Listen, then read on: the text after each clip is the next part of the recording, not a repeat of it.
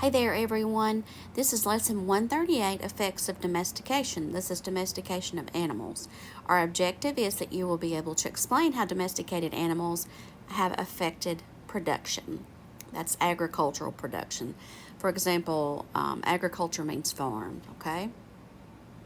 The agricultural revolution significantly changed the way of life for many humans.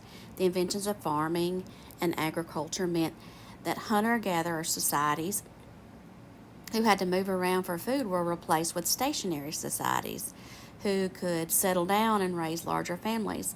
So now, this day and time, we are no longer really hunter gatherers, although we still do have people who hunt and gather food. We're mainly stationary. That means that we stay put. We have homes, we have land. That's what that means. We can raise larger families. The new developments and inventions brought about by the agricultural revolution made farming and agriculture more efficient, productive, and profitable.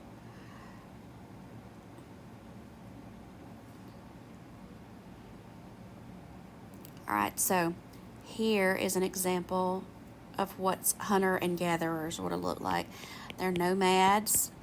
That just means they're groups of people and they move around from place to place and they live by hunting and fishing and gathering food. So hunter, and that's how they got their name, hunter-gatherer, but they're also called nomads.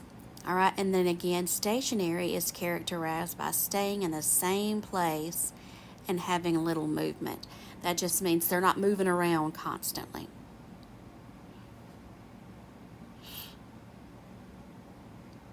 The impact of domestication on agriculture. Domesticated animals have a huge impact on agricultural production. One of the most impacts is that the domesticated animals can be used for labor and food. For instance, domesticated pigs provide meat.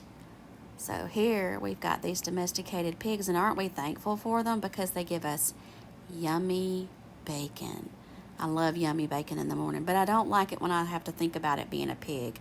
Something about that just is not appealing to me. So for food, either the animal or their products become food. So for food, cows, they become food. They give us burgers. We've anything with beef, they give us milk, and we use their hides to make clothes. All right. So they also cycle nutrients through the farm. And then labor. The use of domesticated animals can require less human labor, which is much cheaper. In the early days of farming, horses, mules, and oxen and donkeys did much of the farming work.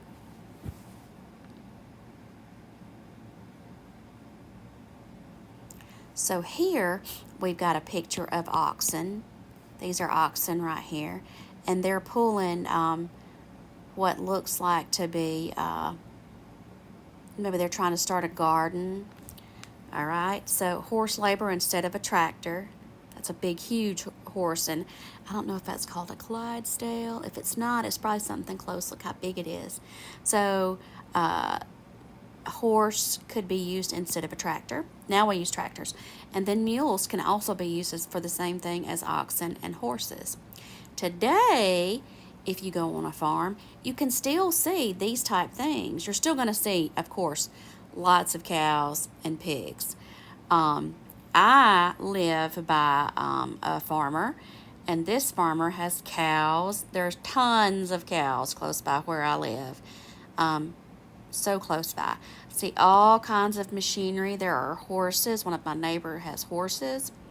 All right, you can also see these types of things on the farm. This is the heavy machinery, and yes, it has to be run by human, not animals. So sprayer, that's going to spray and kill weeds, or either it's going to fertilize. You've got a baler for hay, a seeder for wood planting, digger for holes, a backhoe, a wheel rake, bale grabber, that's for hay, baler, that's for hay too. This is a bale spear. All right. Livestock trailer for the cows and horses and pigs. Combine harvester, that's for the hay. All different kinds of heavy machinery that you would see now on the farm. rather than uh, things that you would see on the farm versus you wouldn't see so many animals as doing labor. So, in closing, you will explain how domesticated animals affected production. How does it affect production now? You're going to leave me an answer in the comment below for your discussion question.